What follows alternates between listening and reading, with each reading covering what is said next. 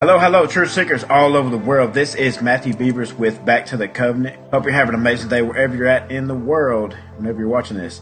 So in this video, I want to look at three things that mainstream science claims and or teaches, and let's test them to see if they are true and they happen in real life. So let's jump right into it. Number one, mainstream science teaches that the sun is 93 million miles away from Earth. So let's examine this claim, shall we? So I'm going to show two clips that I took using my Nikon P900 Super Zoom camera. The first clip was on St. George Island in Florida at sunrise. And the second clip was in Ellijay, Georgia in the mountains at sunset.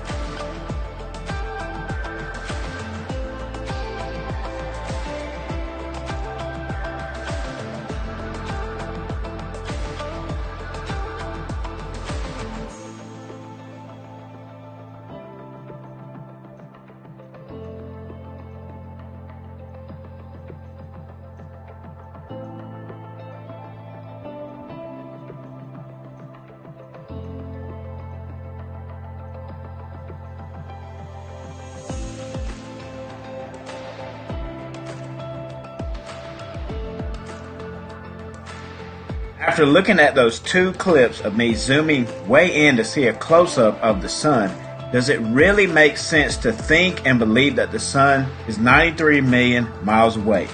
Number two, mainstream science teaches that the moon is 238,000 miles from Earth. So let's explore this long-held claim. The next clip I'm going to show will be me zooming in to see a close-up of the moon where I live in North Georgia.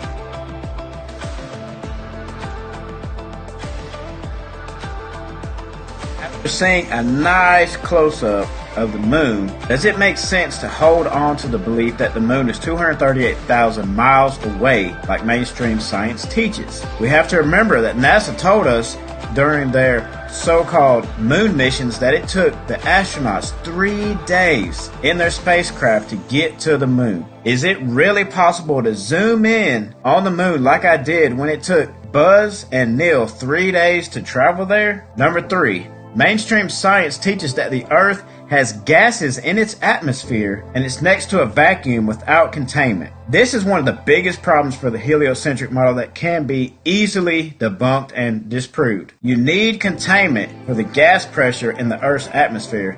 So I could mention the second law of thermodynamics here, but I'm going to keep it simple and in layman's terms. So if you're not familiar with second law of thermodynamics, check it out. So I'm just trying to keep this video super short, and so just research some of the things I'm mentioning in passing in the video. So I want to share a quick story.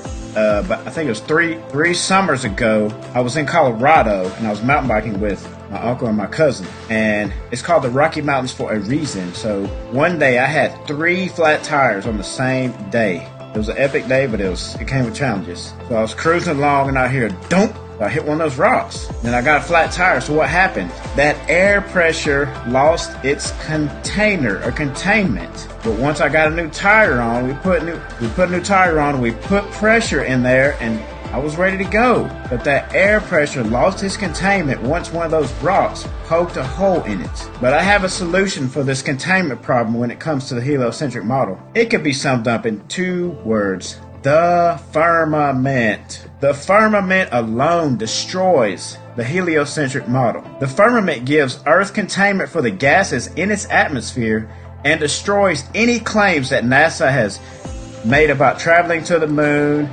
putting a rover on Mars, or anywhere else in what they call space. So I want to read a small snippet out of a book I would highly recommend called Confusion in the Cosmos about the firmament. And it's on the bottom of page 65 going into the top of page 66. A young channel by the name Richard Lopez came across something very interesting regarding the heavens while going through a set of 1958 Encyclopedia Britannicas. He read and videoed the text under Antarctica and found this. Quote, 4 United States planes flew from New Zealand to McMurdo Sound on December 20th, 1955, and made exploratory flights over unknown parts of the continent, Antarctica, until January 18th, 1956, when they returned to New Zealand. These flights proved the inland areas to be featureless in character, here's the key, with a dome 13,000 feet high at about latitude 80 degrees south, longitude 90 degrees east. End quotes. He went on to explain after the Antarctic Treaty was signed into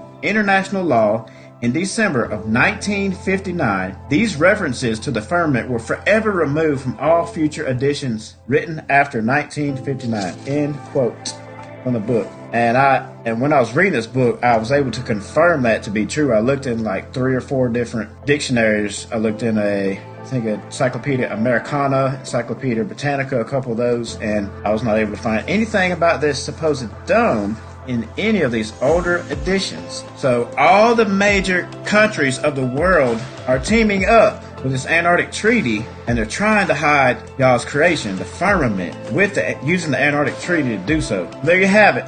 3 problems with the heliocentric model. But there are tons more that I could have mentioned, like the lack of curvature, we can see too far, sunsets, and many more. So I hope this video was a blessing to you. If it was, do me a favor and subscribe to the channel, like it.